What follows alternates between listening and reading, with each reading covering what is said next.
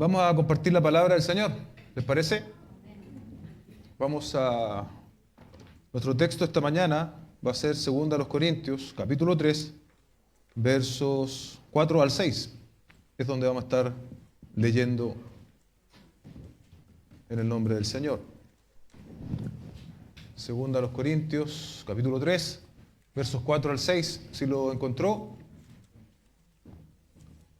vamos a dar lectura en el nombre del Señor.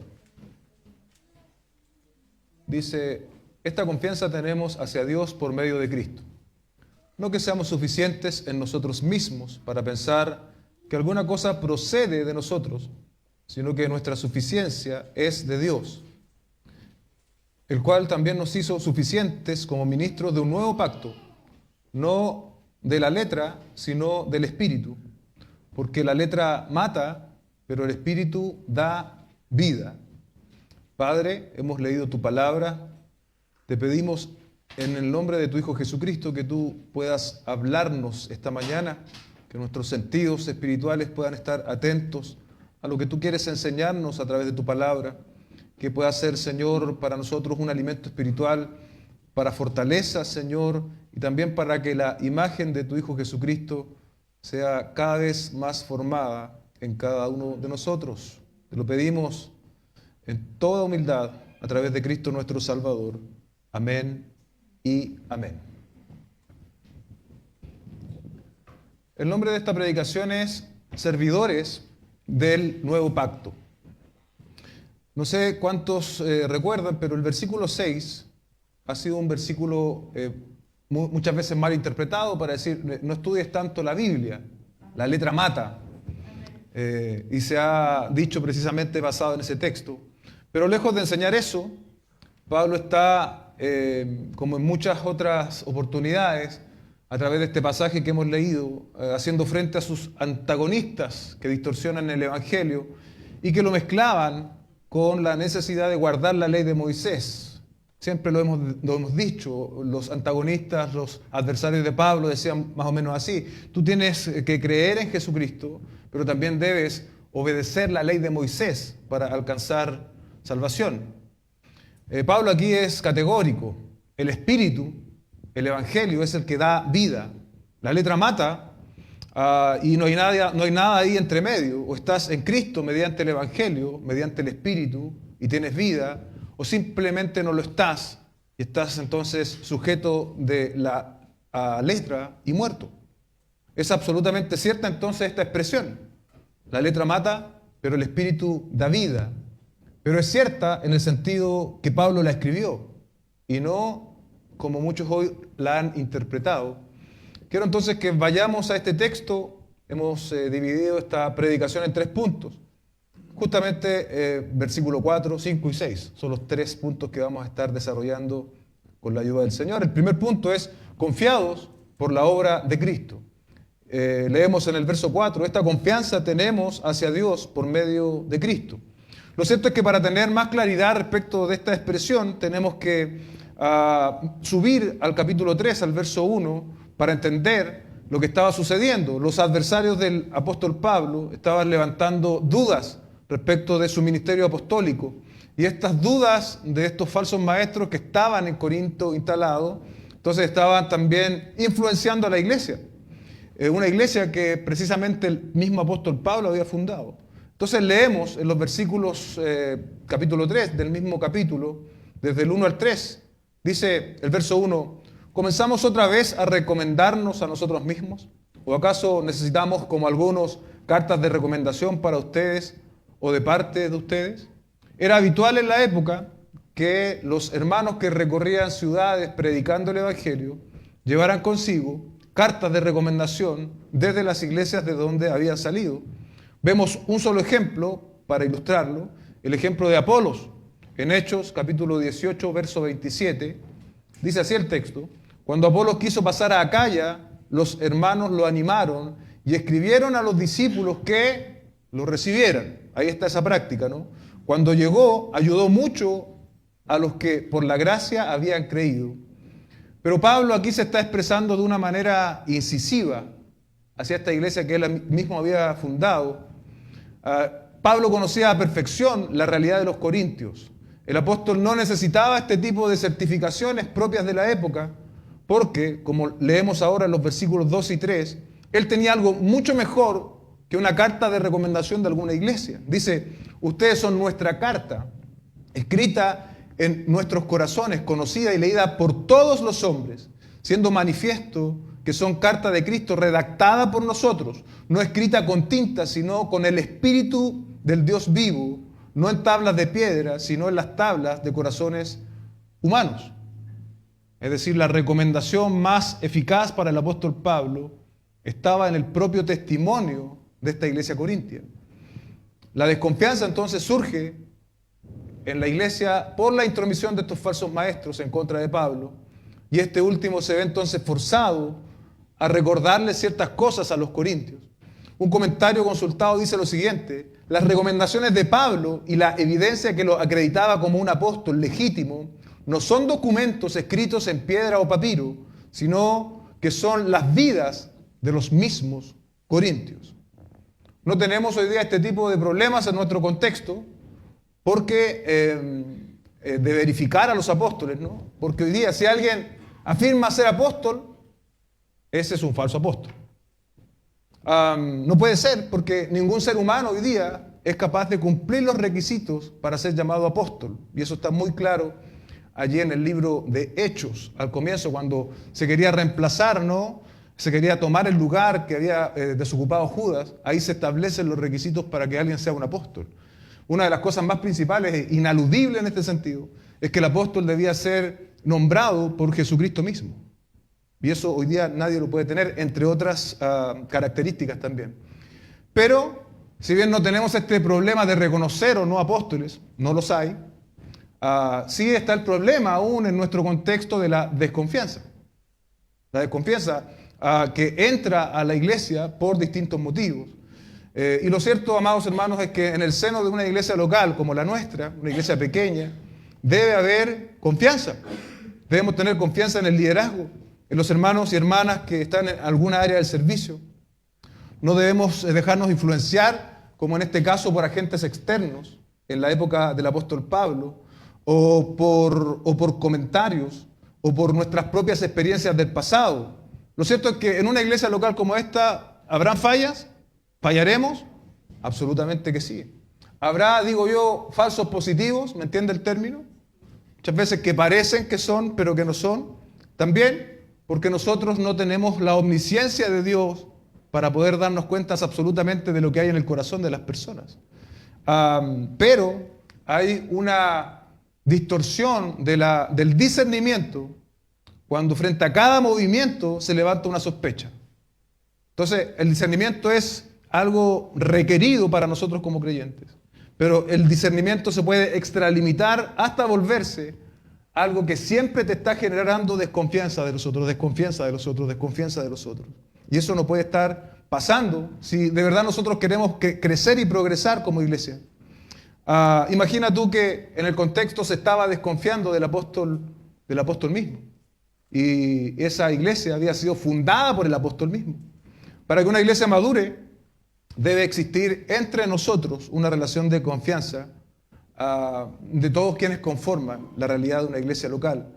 Por eso, esta es la expresión, ¿no? En el verso 4, donde empezamos nuestra predicación esta mañana, es una expresión bisagra entre lo que el apóstol estaba diciendo respecto de que él era un verdadero apóstol y que sus cartas no estaban escritas a mano, sino que eran los propios corintios.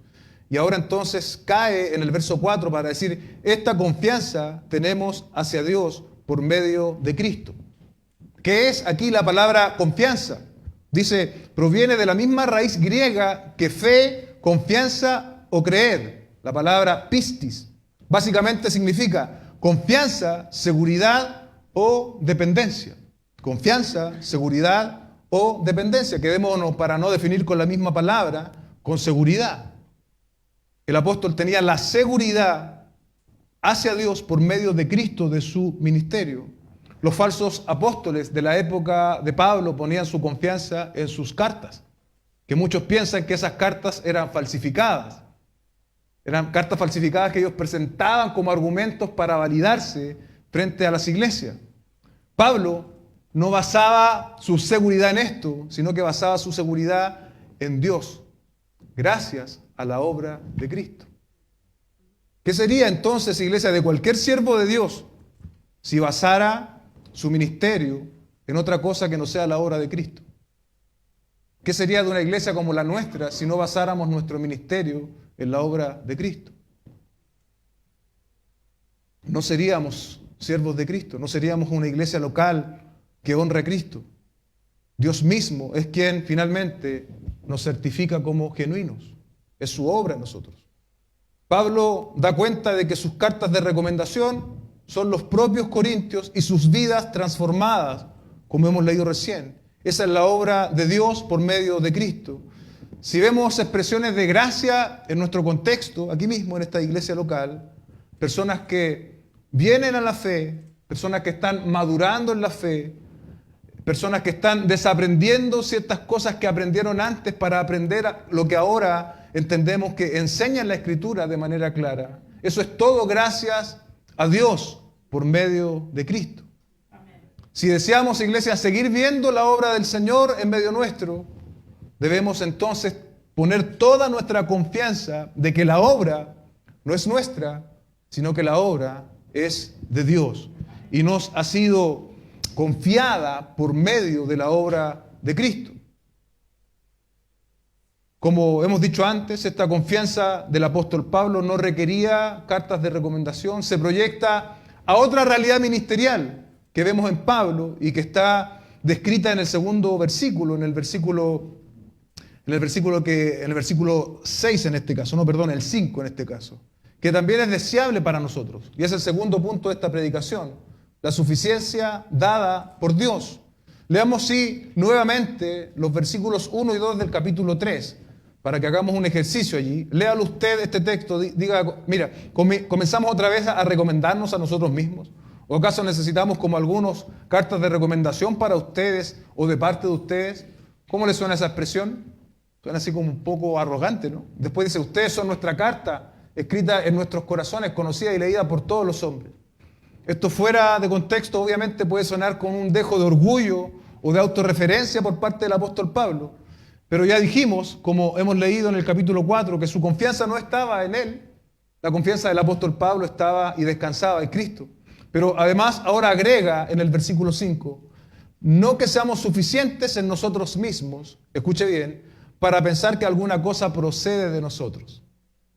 Pablo estaba consciente de que no era él, sino que era Dios quien obraba. Dice un comentarista, sin la comisión ni la preparación que Cristo le había dado, Pablo, aun con todas sus habilidades naturales, no habría tenido la capacidad para el ministerio. Pablo, iglesia, no descansa en sus capacidades. Él, si bien fundó iglesia, fue un gran instrumento en manos de Dios. Había entendido de manera clara que no procedía de él, que no era gracias a él, sino que era la gracia del Señor actuando en su vida. Si Dios hace algo a través de nosotros, si Dios hace algo a través de ti, no es porque tú seas especial o porque tengas ciertas capacidades, es por la gracia operativa de Dios en ti. Primera a los Corintios 15:10 dice lo siguiente: pero por gracia de Dios soy lo que soy, y su gracia para conmigo no resultó vana. Antes bien he trabajado mucho más que todos ellos, aunque no yo, sino la gracia de Dios en mí. Tenemos que entonces replicar, hacer eco de estas palabras y entender de que no somos nosotros, sino que es la gracia del Señor la que nos hace efectivos. Pablo no descansa en su suficiencia personal. ¿Y sabe qué, iglesia? Como Pablo no descansa en lo que él puede o no puede hacer, él tiene seguridad, él tiene certeza. Pablo no hacía el ministerio así como por si acaso. Bueno, vamos a ver si vamos a tal ciudad y a ver si viene alguien a la fe, a ver si podemos fundar una iglesia. No estaba como dando tiros al aire y a ver que en una de esas un tiro puede darle algún objetivo. No, Pablo lo hacía con certeza, pero no una certeza basada en el orgullo personal o en su gran elocuencia o inteligencia. Lo hacía porque era Dios mismo quien obraba a través de él. El ministerio de Pablo no procedía de él, no era de origen humano, no se explicaba por su inteligencia intelectual. Su ministerio venía de Dios mismo. Por ello, su ministerio era suficiente y eficaz. Si deseamos nosotros, cada uno de nosotros de manera personal y de manera colectiva como iglesia local, ser usados por Dios, debemos cultivar siempre un espíritu de humildad y depender en todos nuestros caminos de Dios. No pensar, como muy bien dice el apóstol, que algo procede de nosotros. ¿Qué es lo que hoy día nos vende la publicidad? Que tú puedes, que tú tienes el potencial, que tú debes creer en ti mismo, que todo se encierra en ti, que tú solamente tienes que liberar ese poder para alcanzar tus objetivos. Bueno, eso no corre, eso no sirve a la hora de servir al Señor. El texto dice, no somos suficientes, que nada procede de nosotros. Y en el verso, al final del verso 5 añade, sino que nuestra suficiencia es de Dios. Eso explica entonces el alcance del ministerio del apóstol Pablo. Su suficiencia estaba en Dios.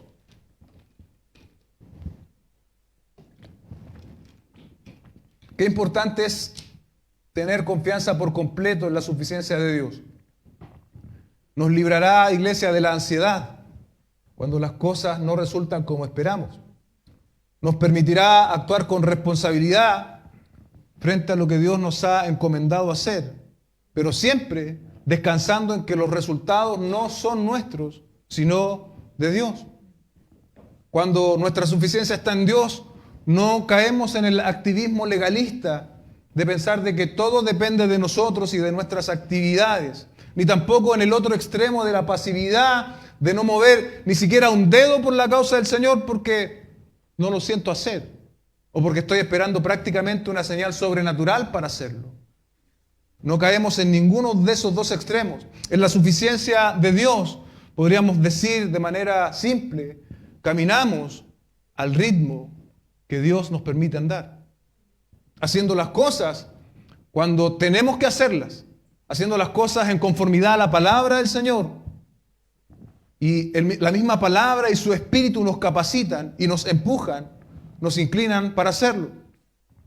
Al final, iglesia, cuando nuestra suficiencia está en Dios, si se manifiesta algún fruto, algún resultado, ¿sabe qué haremos nosotros?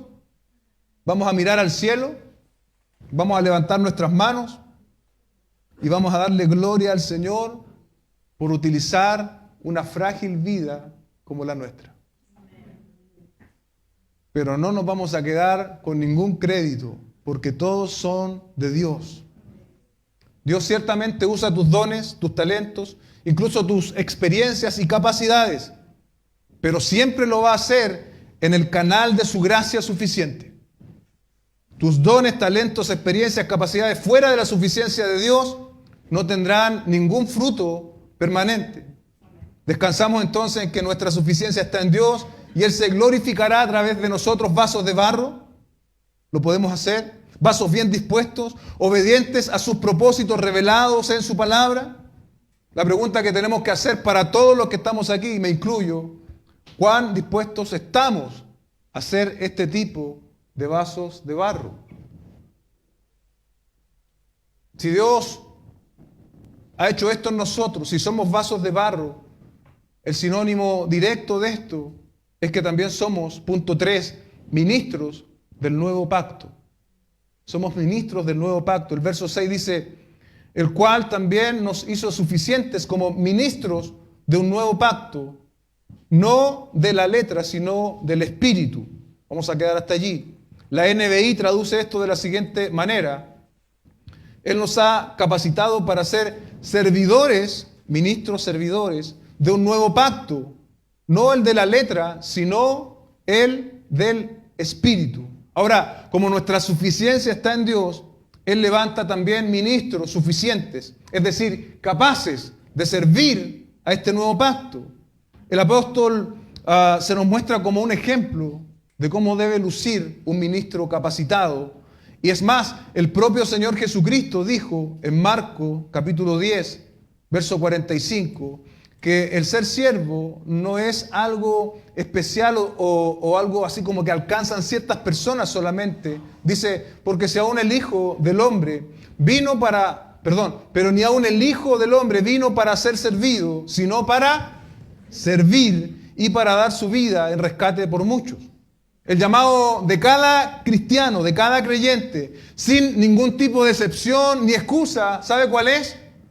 Servir.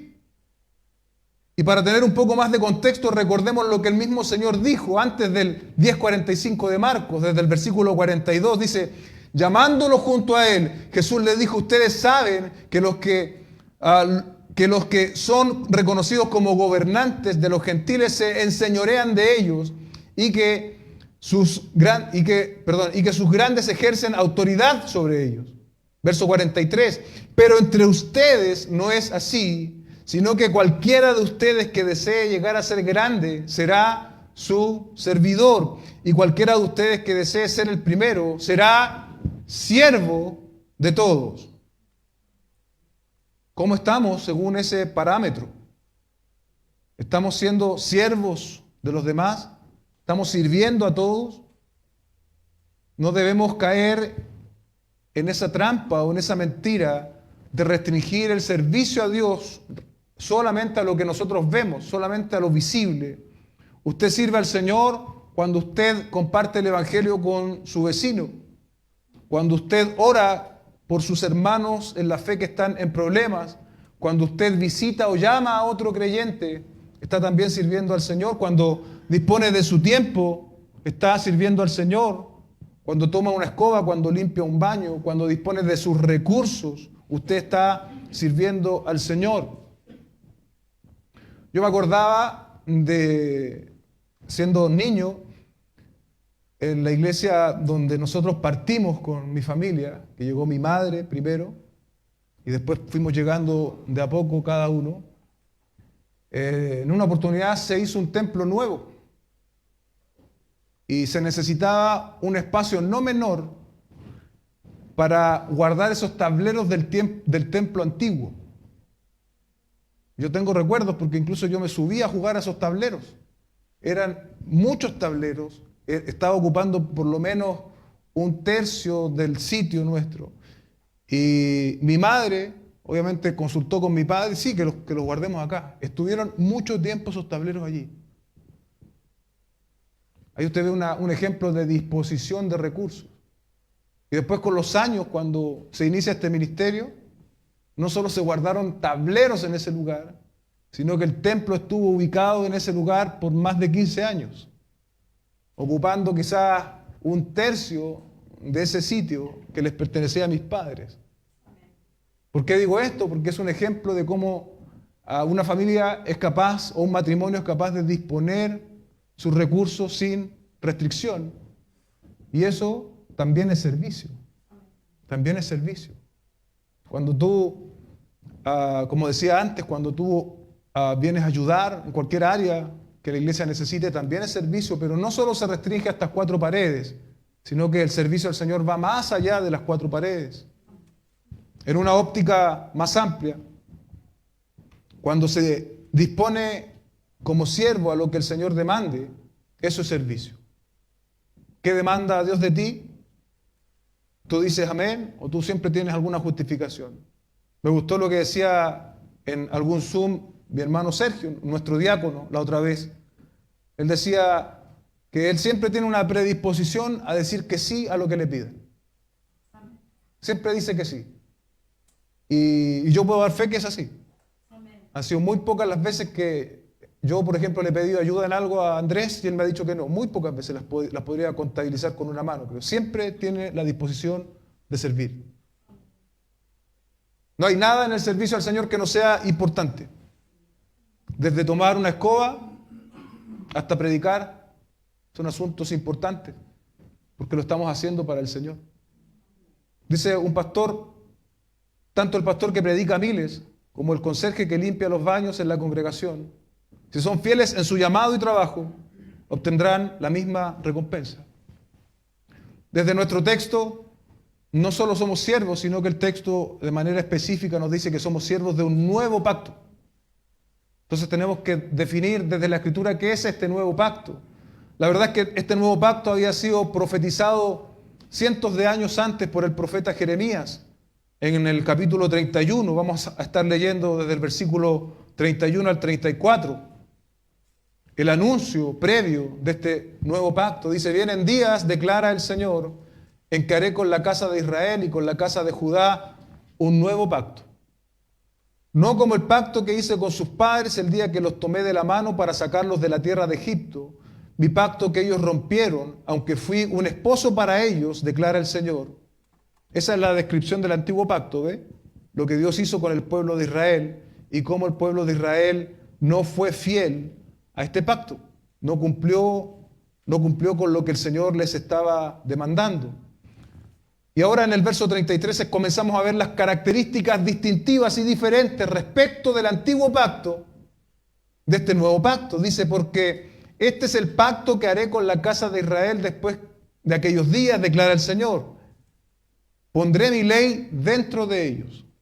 ¿Dónde estaba la ley en el antiguo pacto? Escrita en las tablas, ¿no? En los 10 mandamientos. Ahora no, dice: pondré mi ley dentro de ellos y sobre sus corazones las escribiré. Entonces yo seré su Dios y ellos serán mi pueblo. ¿Cómo ha hecho esto Dios? Bueno, nos ha hecho morada de su espíritu. Dice el profeta: pondré mi ley dentro de ellos.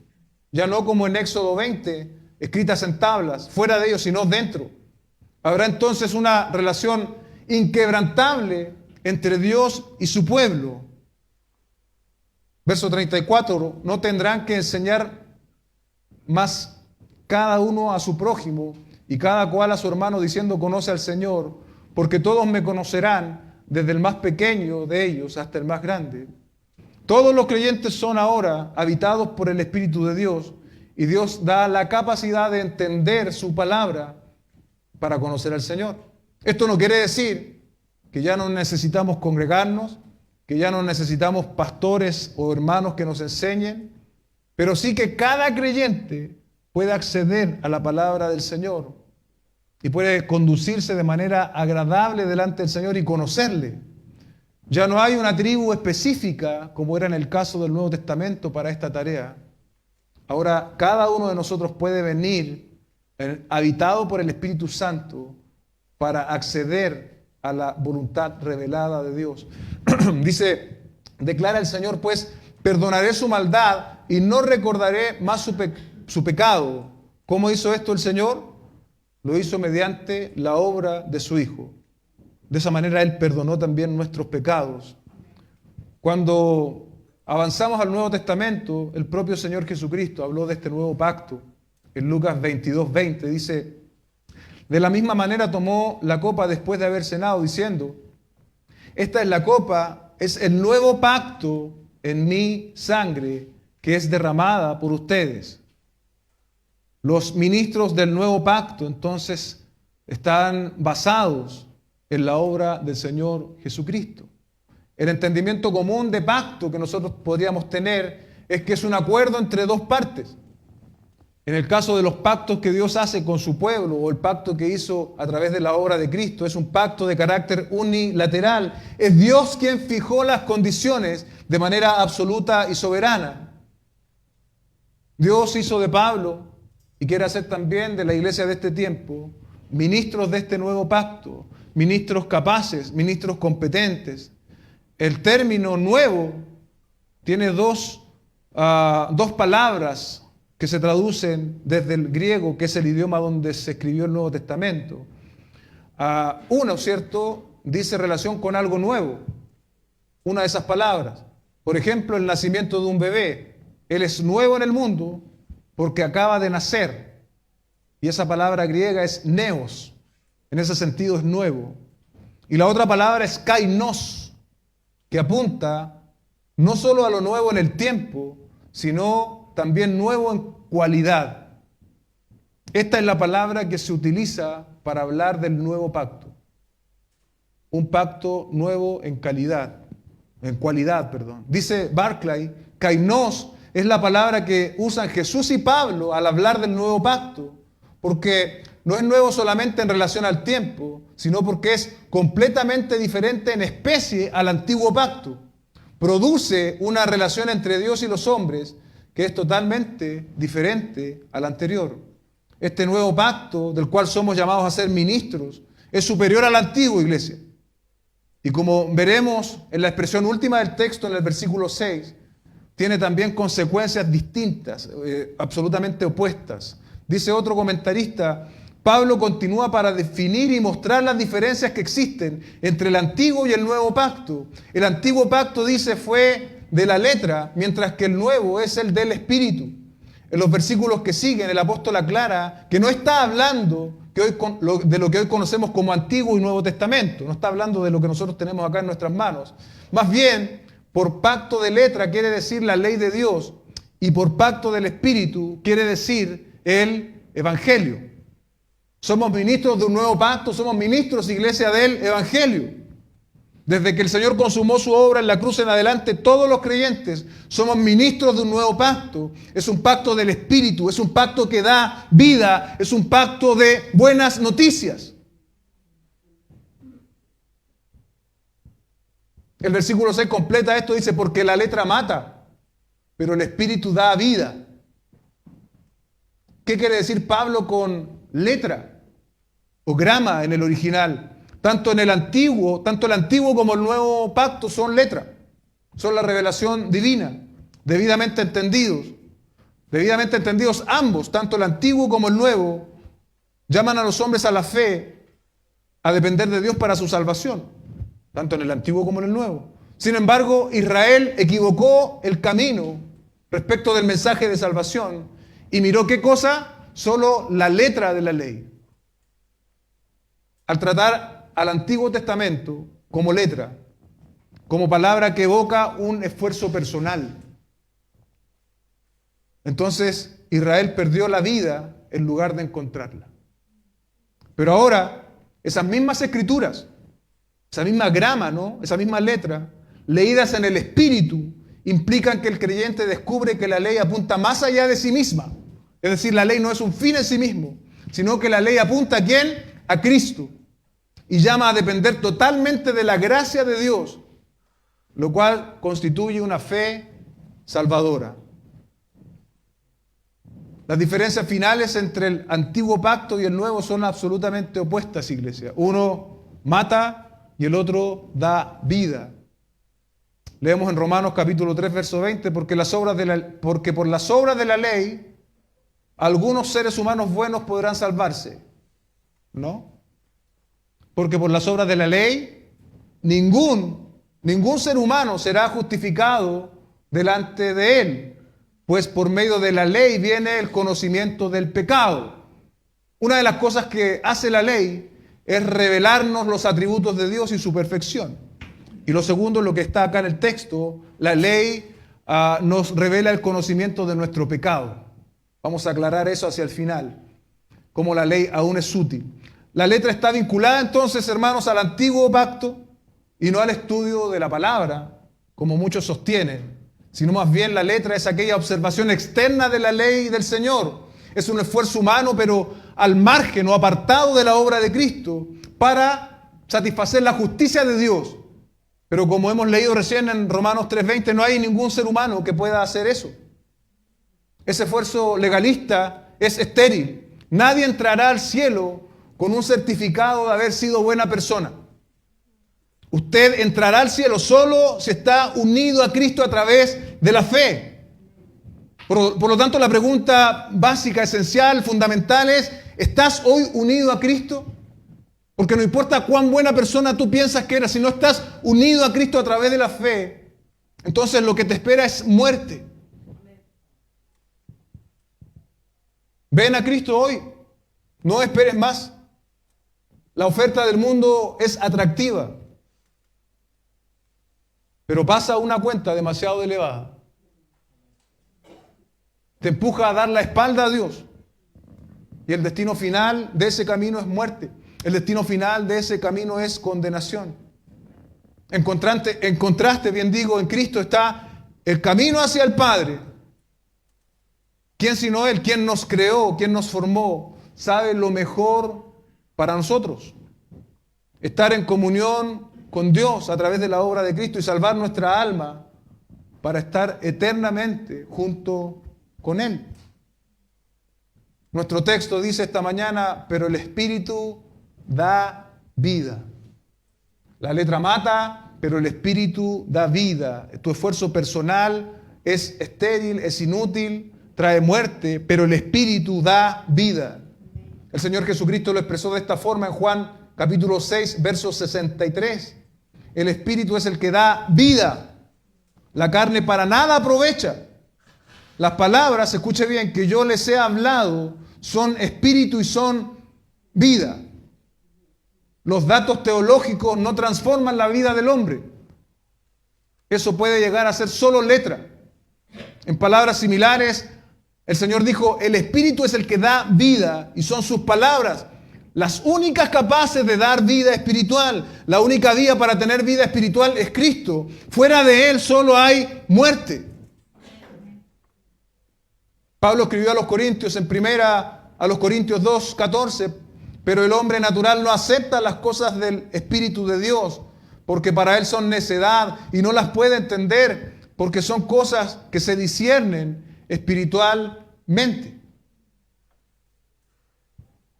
Para venir a Cristo, para entender el mensaje del Evangelio, para aceptarlo, debes haber despertado espiritualmente.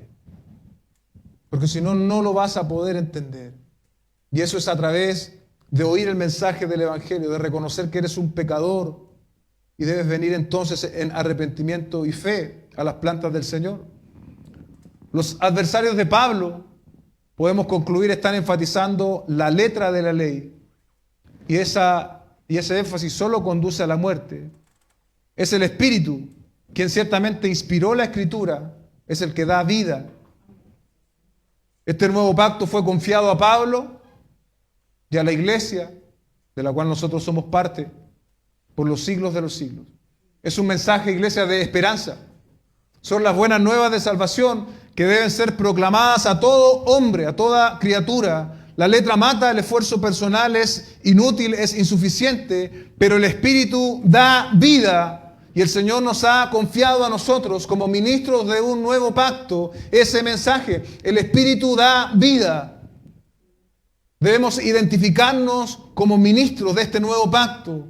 Un pacto que da vida al hombre que está condenado producto de su pecado. La letra mata, pero el Espíritu da vida. La letra es infructuosa, limitada, pero el Espíritu mediante el Evangelio produce fruto y nos garantiza una vida eterna junto con el Señor. A modo de conclusión, quiero citar nuevamente a Barclay. Él dice, el antiguo pacto era una cosa muerta porque mataba ciertas cosas. Mataba la esperanza. No había esperanza de cumplirlo porque la naturaleza humana es como es. Por lo tanto, no podía producir más que frustración. Mataba la vida. Bajo él, una persona no podía ganar más que la condenación. Y la condenación quería decir muerte o algo todavía peor. 3, mataba el vigor. Era suficiente para decirle a una persona lo que tenía que hacer, pero no le ayudaba a hacerlo. La letra cumple su propósito, iglesia, porque nos diagnostica como pecadores. Tú lees la ley del Señor, tú lees los 10 mandamientos, tú dices, no sé, yo estoy bastante bien con eso, pero cuando tú ves lo que el Señor dijo en el Sermón del Monte respecto del espíritu de la ley, y te das cuenta que aún no es solo para medir nuestra conducta externa, sino también nuestra mente y nuestro corazón, y que aún cuando el hombre en su mente adultera con una mujer, al pensar en eso, tú te das cuenta que el desafío es aún mayor. Y no hay un minuto de nuestra vida, aún estando redimidos y en la fe, en que nosotros podamos cumplir perfectamente la ley del Señor. Porque aún con nuestros pensamientos pecamos. La ley nos diagnostica pecadores. Y sabes, cuando la ley te diagnostica como pecador, te confronta, solo hay 2 alternativas. Tú o ignoras ese diagnóstico y sigues viviendo tu vida como la has vivido hasta este momento? ¿O el Espíritu Santo ha hecho una obra de gracia en tu corazón y vienes a las plantas del Señor en arrepentimiento y fe? No hay más opciones. O ignoras y vives tu vida como bien te venga y te harás cargo de las consecuencias eternas que eso tiene. O vendrás a las plantas del Señor en arrepentimiento y fe para tener una relación cercana con Dios Padre y promesas eternas que un día se consumarán por completo. El nuevo pacto, dice este mismo autor, es totalmente diferente. El nuevo pacto, iglesia, nos hace sonreír. El nuevo pacto nos hace llorar.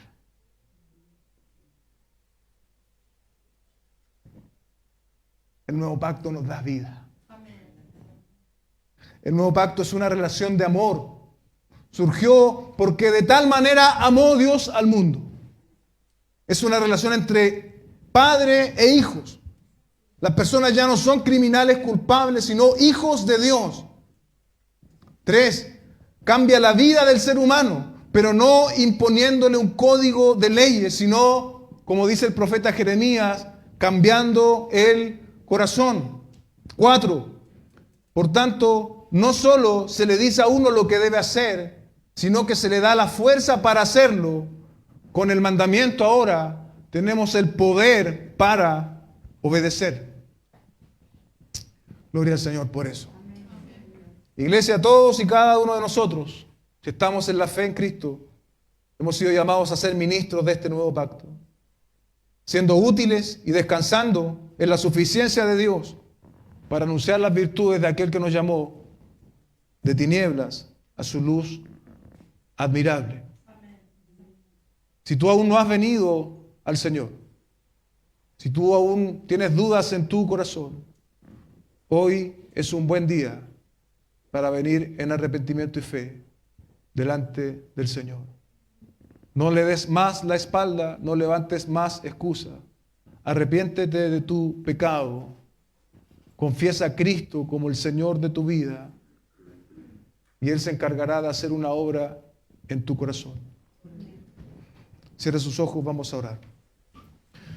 Padre Celestial, te doy gracias esta mañana por este pasaje, Señor, que hemos compartido. Ciertamente Pablo después se extiende y sigue argumentando la superioridad del nuevo pacto, pero por razones de tiempo, Señor, no podemos cubrir todo ese pasaje, pero con este preámbulo, Señor, con estos conceptos tan grandiosos, Señor, de este nuevo pacto nos gozamos, Señor. Ya no hay muerte, ya no hay condenación. Hoy día tú a través de Cristo, Señor, y su obra perfecta y suficiente, nos has dado vida y nos has hecho ministros competentes, Señor, de este nuevo pacto, Señor. No depende de mi elocuencia, no depende de mis fuerzas, no depende de mi capacidad, no depende, Señor, de cuántos cartones tenga en mi muro, Señor. Depende, Señor, de tu gracia, depende de tu poder, Señor, depende de tu grandeza, no depende de nada de lo que el ser humano te pueda ofrecer, solamente depende de ti, Señor. Y esta mañana podemos descansar en ello, Señor. Queremos ciertamente ser útiles a tus propósitos y a tus planes, Señor. Queremos de una vez por todas, Señor, vencer esas justificaciones, esas excusas. Y decir como el profeta, Señor, heme aquí. Heme aquí, hay poco que yo pueda dar. Mejor dicho, no hay nada que yo pueda ofrecerte. Pero si tú quieres capacitarme en tu gracia, toma seriamente mis palabras, Señor, heme aquí. Te damos gracias esta mañana por tu palabra en nosotros. Que esta, Señor, dé fruto en cada corazón. Te lo pedimos en el nombre de Jesús, nuestro Señor. Amén y amén.